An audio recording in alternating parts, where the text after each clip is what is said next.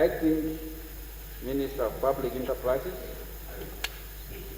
I wish to make a statement on the allegations portrayed in the media that TransNamib is going to be liquidated.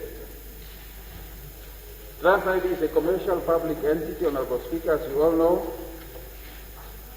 As per Schedule 1 of the Public Enterprise Governance Act of 2006, TransNamib's main area of business remains vital in providing and promoting transport services in Namibia, and as per national development objectives entrenched in Vision 2030, NBC 5 and Harambee Prosperity Plan number 2.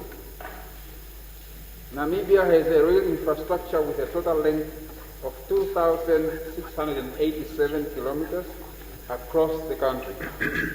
The state is the owner of the railway infrastructure, and TransNamib is the sole operator now of Namibia's rail infrastructure and is connected to South Africa with opportunities to extend further and connect such infrastructure further into the SADC region. Government deems TransNamib to be the appropriate vehicle for industrializing Namibia's rail infrastructure and services to the broader SADC region.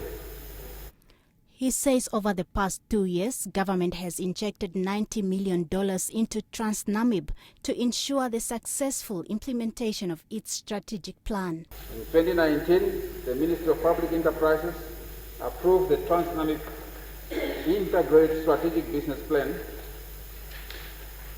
which starts from 2018-2019 up to 23/2024, which rebranded TransNamib in terms of its corporate mandate and structure to become more effective and efficient. Accordingly, government as a 100% shareholder of TransNamib has always believed in supporting the mandate of TransNamib in line with the logistic hub aspirations of the country.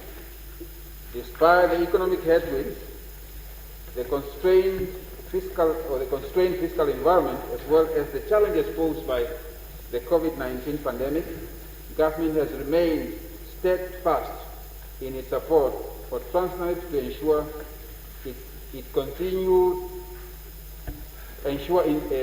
continued operations and financial sustainability. The minister therefore maintained that TransNamib is a strategic entity and government will go above and beyond to ensure that it remains the country's engine of economic and trade activities. The economic headwinds, the constrained fiscal environment, as well as the challenges posed by the COVID-19 pandemic, government has remained steadfast in its support for TransNamib to ensure continued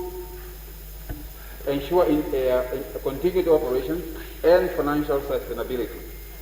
Over the past few years, specifically, government has provided strong governance and oversight, as evidenced in the appointment of a competent board of directors. Further, government has approved the integrated business plan, which I have already mentioned above. Third, government has provided budget support to TransNamib of about 90 million in the past 2 years to enable the entity to, among others, improve its fleet of locomotives and increase operational efficiency. Furthermore, government has made a capital injection of 150 million Namibian dollar into TransNamib to acquire 100% of the Swakopmund Hotel and Entertainment Center, which was half owned by TransNamib, but now it's 100% owned by TransNamib. This is as recent as December last year. Furthermore, government has written off a loan of 410 million of debt that TransNamib owed government to improve the company's balance sheet. And lastly, but not least, government has provided the required assistance as a shareholder, and this you have read in the news in recent days, to enable TransNamib to access a loan of more than 2.3 billion from Development Bank of Namibia and Development Bank of Southern Africa.